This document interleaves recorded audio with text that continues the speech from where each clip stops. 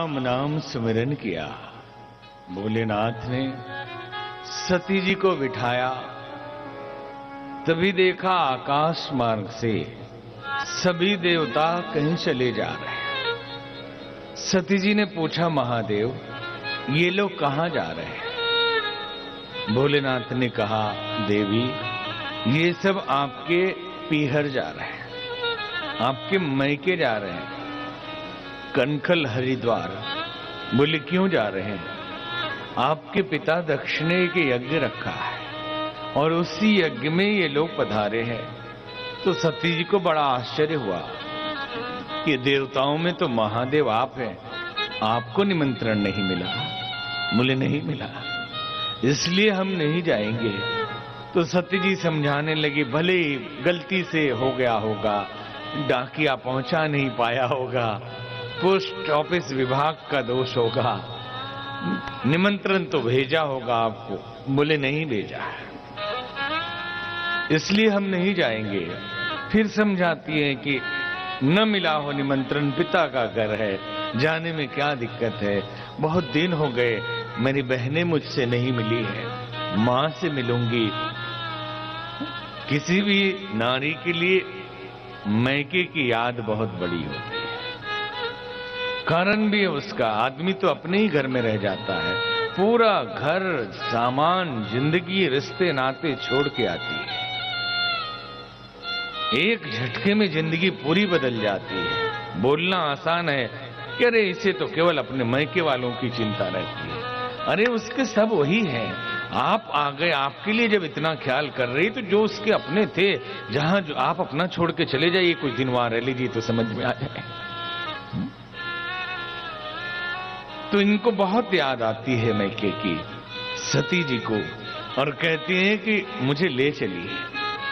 भोलेनाथ कहते हैं, देवी समस्या यह है कि अगर बैर कोई नहीं होता, कोई द्वंद्व नहीं होता, कोई विरोध नहीं होता तो मैं जाता, लेकिन मेरा विरोध है उनके साथ। कहते हैं कि यद्यपि मित्र प्रभु पितु गुरु गेहा, बिना बुलाए भी जाना चाहिए, लेकिन अगर कोई वैर हो तो नहीं जाना चाहिए। पिता के घर भी, मित्र के घर भी, स्वामी के घर भी अगर कोई वैर भाव हो तो बिना बुलाए नहीं जाना, नहीं तो खतरा है, कुछ गड़बड़ हो सकता है। सती जी नहीं मानी। और घटना क्या घटी थी, बैर क्या था? बैर ये था कि दक्ष को प्रजापति का पद दिया गया। तो जब किसी को कोई पद दिया जाए, कारपोरेटर बन जाए, आमदार बन जाए, खासदार बन जाए, एमपी एमएलए बन जाए, ब्लॉक प्रमुख बन जाए, वार्ड कमिश्नर बन जाए, तो ये जो नेतागिरी है, ये ईगो का इतना बड़ा खेल है कि ठीक है, सेवा करने के लिए पद मिला है, आपकी सेवा की भावना भी अच्छी बात है, या आप समाज के लिए काम करने के लिए निकले हैं और आपको वो पद भी मिला, लेकिन नहीं, हमारा स्वागत हो, फूल माला लेके लोग खड़े रहे, जय जयकार करें, तो वो जो तृप्ति मिलती है राजनीति में, वो कहीं और नहीं है। हमने तो सुना कि एक नेताजी मर के ऊपर गए, मरने के बाद ऊपर गए, और उनके मरने में, मैयत में इतना बड़ा जुलूस निकला, इतने लोग आए देश के, क्यों रोने लगे, ऊपर बैठ के रोने लगे। तो साथी भूतों ने, जो साथ में थे, मृतात्मा, कहने लगे, नेताजी रो क्यों रहे हैं? आपके मरने पे इतना बड़ा जुलूस निकल रहा, आपको खुश होना चाहिए, आपका इतना बड़ा नाम। नेताजी बोले, इसीलिए तो रो रहा हूं। अरे जिंदगी लगा ली, जिस सम्मान के लिए वो मरने के बाद मिलेगा ये पता होता तो मैं पहले ही मर गया होता। इतना समय क्यों लगा था? ये सम्मान ऐसा है और पद ऐसा है कि हमने सुना कि एक मुख्यमंत्री रहे कई बार के, और उस बार बुजुर्ग हो जाने के कारण, बीमार हो जाने के कारण उनको मुख्यमंत्री नहीं बनाया जा रहा था। मृत्यु शैया पर पड़े थे, गाय छुड़ा दिया, गंगा जल डाल दी, बेटों ने टेप रिकॉर्डर लगा दिया गीता का, कि पिताजी अब मरने वाले हैं, गीता सुनाओ। अचानक गीता सुनते सुनते पिताजी उठे और सीधे विधानसभा पहुंच गए। मरने की स्थिति में थे, विधानसभा पहुंच गए। बात क्या हो गई और मुख्यमंत्री बन गए। हुआ क्या था, टेप रिकॉर्डर दबाते दबाते रेडियो का बटन दब गया था और न्यूज में आ रहा था कि नेताजी बीमार है, अगर ठीक होते तो मुख्यमंत्री उन्हीं को बनाया जाता। सारी बीमारी एक झटके में भाग गई और सीधे विधानसभा पहुंचे। तो ये पद और पद के बाद सम्मान, इतना फूलमाला खर्च होता है, सोचिए। लेकिन अब है खेल ये माया का। अब दक्ष को प्रजापति का पद मिला, 33 कोटि देवता पधारे। 33 कोटि देवता में से 32 करोड़ 99,99,999 देवता खड़े होकर स्वागत करने लगे। भोलेनाथ ध्यान में बैठे थे, एक जो बच्चे थे। अब दक्ष को लगा कि अरे मेरा ही जमाई खड़ा नहीं हुआ, मैं बदला लूंगा, मैं यज्ञ कराऊंगा, इसे नहीं बुलाऊंगा, सबको बुलाऊंगा। यही घटना घटी। कहते हैं कि देवताओं के 6 महीने, मतलब 1 वर्ष, आधी रात तथा दिन के बराबर हम लोगों के, मनुष्यों के 6 महीने की रात्रि के बराबर देवताओं की 1 रात्रि होती है, और 6 महीने के दिन के बराबर देवताओं का 1 दिन होता है।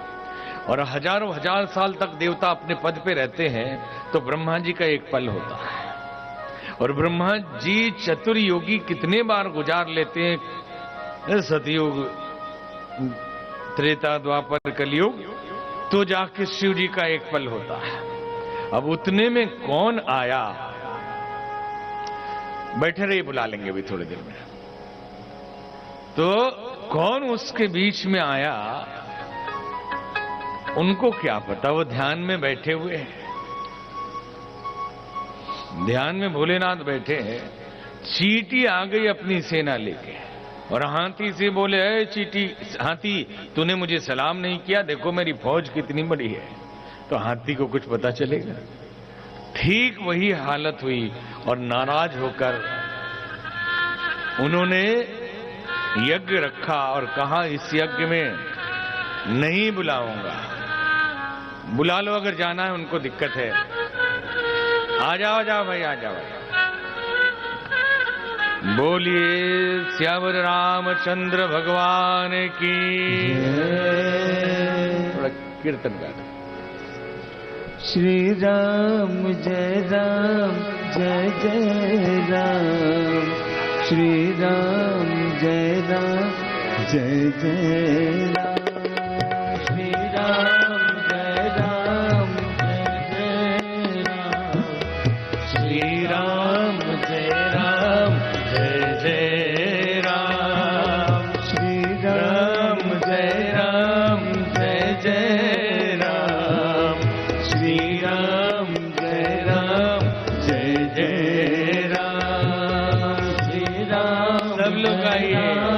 जय जय राम, श्री राम जय राम जय जय राम, श्री राम जय राम जय जय राम, श्री राम जय राम जय जय राम, श्री राम जय राम जय जय राम, श्री राम जय राम जय जय राम, श्री राम जय राम जय जय राम, श्री राम जय राम जय जय राम, श्री राम जय राम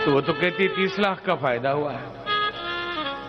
मैंने सोचा था 70 लाख का फायदा होगा, 30 लाख का ही हुआ। 40 लाख के घाटे में हूं, एक हफ्ते से नींद नहीं आ रही, टेंशन में जी रहा हूं।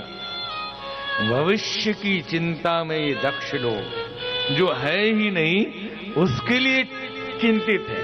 अरे 30 लाख आया, आनंद लो, जो है उसका लाभ हम नहीं उठाते, जो नहीं है उसकी चिंता। ये दक्ष है, क्योंकि 32,99,99,999 देवताओं ने 33 करोड़ अगर माने तो स्वागत किया, एक ने नहीं किया इसकी चिंता। अरे समाज में 1000 आदमी 900 आपको मानते हैं, 100 न माने, क्या फर्क पड़ता है? नहीं, 100 क्यों नहीं मानते? 1000 आदमी आपकी प्रशंसा करते हैं, 2 आदमी गाली भी दे दिया तो क्या फर्क पड़ता है? 2 ने क्यों गाली दिया? मर जाऊंगा। ये समाज है, इसमें तालमेल बिठाना पड़ता है। आपने देखा नहीं, नेता बन जाइए या साधु बन जाइए, गाली सुनना पड़ता है। माला भी पहनते हैं, एक करे न फकीरी फिर क्या दिलगिरी, सदा मगन में रहना जी। कभी ने हाथी, कभी ने घोड़ा, कभी ने पैदल चलना जी। कभी ने लाड़ू, कभी ने पेड़ा, कभी ने फाकम फाका जी। तो यहाँ प्रशंसा भी मिलती है या गाली भी मिलती है। इसलिए सम्मान के अगर आप चाहने वाले हैं तो अपमान सहने के लिए तैयार रहिए। अगर प्रशंसा सुनने की आदि है तो गाली सुनने के भी आदत डाल के रखिए और दोनों का तालमेल बिठा लीजिए। तो ये दक्ष दुखी है कि शिव जी ने केवल नहीं प्रणाम किया, यज्ञ रखा। यज्ञ में पार्वती जी जिद करके जाने के, सती जी जाने के लिए तैयार हो गई।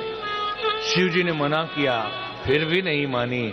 वहां जाके देखा सुंदर यज्ञशाला बनी, वैदिक मंत्रों का उच्चारण हो रहा है, ब्राह्मण बटुक इधर उधर भ्रमण कर रहे हैं, साधु संत के दिव्य दर्शन हो रहे हैं, लेकिन कहीं भी शिव जी का स्थान नहीं।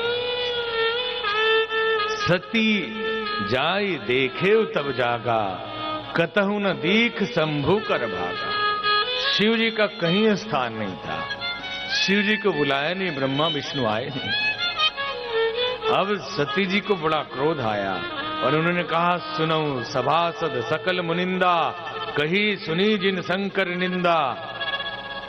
जिन्होंने भी शिव जी की निंदा कही हो अथवा सुनी हो, और मेरे पिताजी तो भली भांति पछताएंगे। और ये कहकर सती जी ने अपने प्राण का त्याग कर दिया, शरीर छोड़ दिया। पुराणों में वर्णन है, भोलेनाथ आए, शव को लेकर चले और भगवान नारायण ने अपने चक्र से एक एक अंग काटा। जहां जहां वो अंग गिरे वही शक्तिपीठों की स्थापना हुई।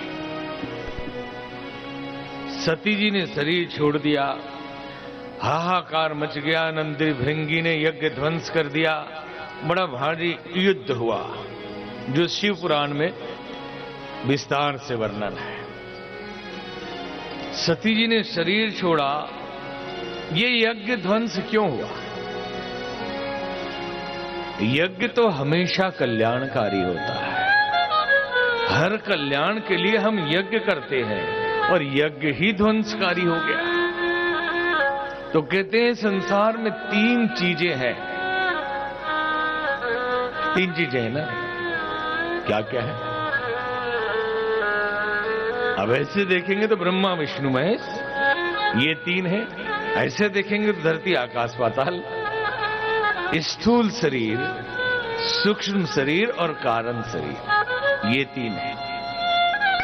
अगर ऐसे देखेंगे तो ज्ञान, भक्ति और कर्म, ज्ञान योग, भक्ति योग और कर्म योग।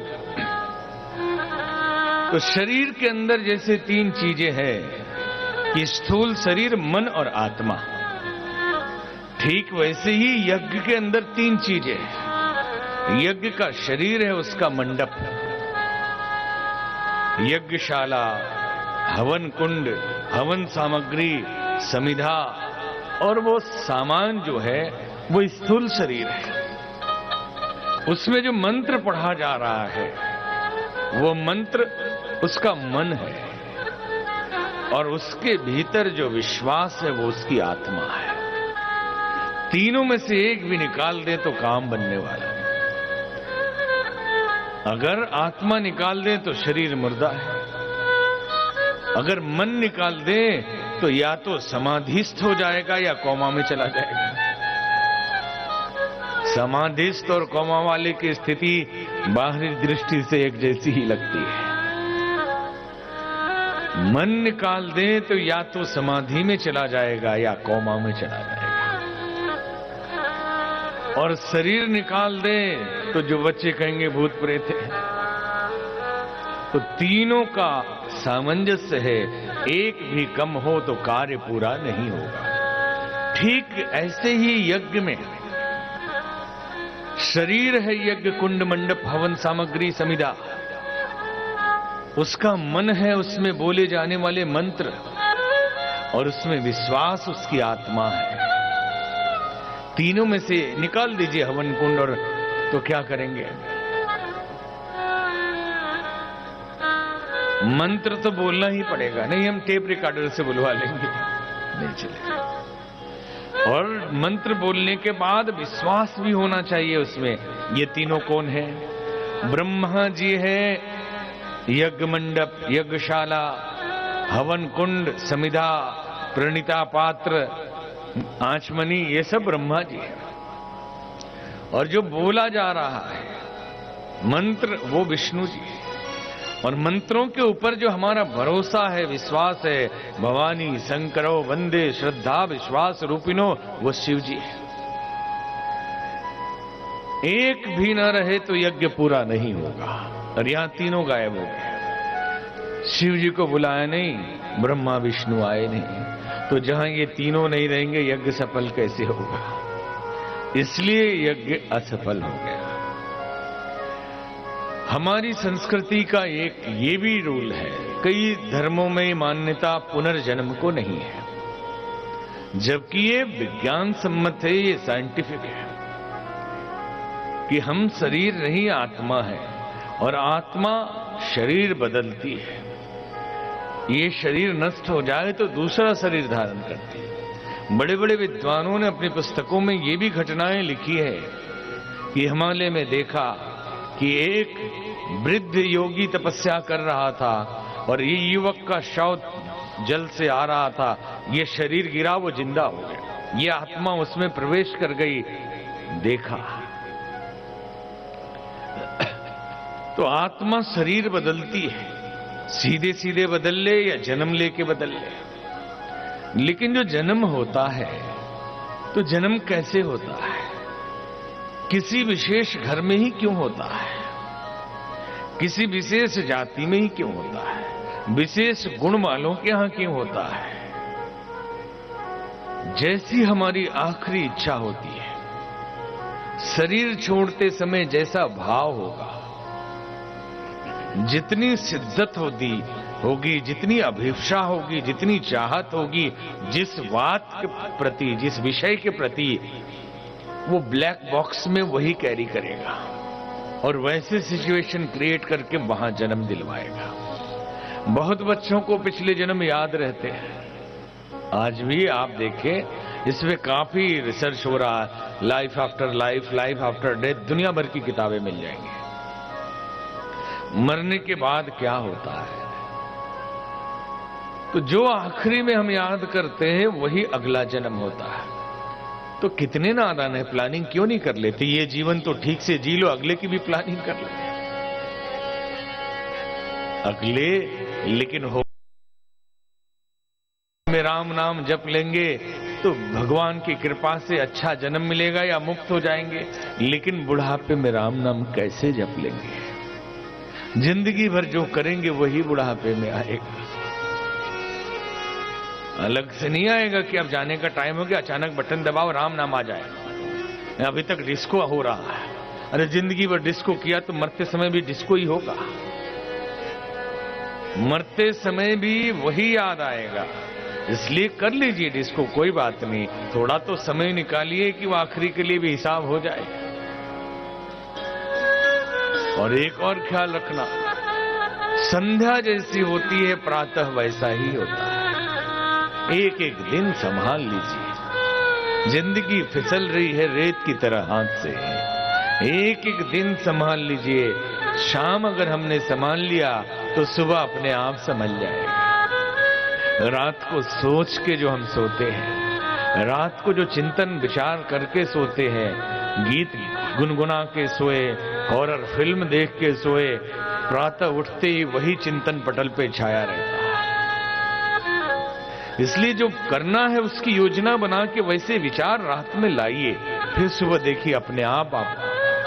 तो संध्या का मतलब है मृत्यु का आखिरी क्षण, कि मरते समय जो प्लानिंग हो गई, चित्त जहां चला गया, अगला जन्म मतलब अगला दिन वैसा ही होगा। इसलिए आसक्ति कम या छोड़ने की बात नहीं की जा रही है, जागने की बात की जा रही है। कर्म करिए, प्रेम करिए, लगाव रखिए, व्यवहार करिए, आसक्ति मत रखिए, लिप्त मत हो जाइए, चिपक मत जाइए। ठाकुर रामकृष्ण परमहंस कहते थे कि संसार में जीना है तो कटहल काटना सीख लो। माताएं सब्जी बनाती हो, कटहल काटते कभी नहीं? काटा कभी कटहल? पीछे वाले लोग काटते हैं।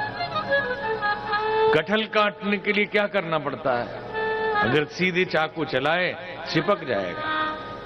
सरसों तेल लगा लेना हाथ में, हाथ में राई का मस्टर्ड ऑयल लगा ले तो चिपकेगा ही नहीं। ठीक वैसे ही भगवान की भक्ति और सत्चिंतन की प्रेरणा चित्त पे यदि लगा लिया तो इस माया में जीते हुए भी ये चिपकने वाला नहीं चिपकेगा।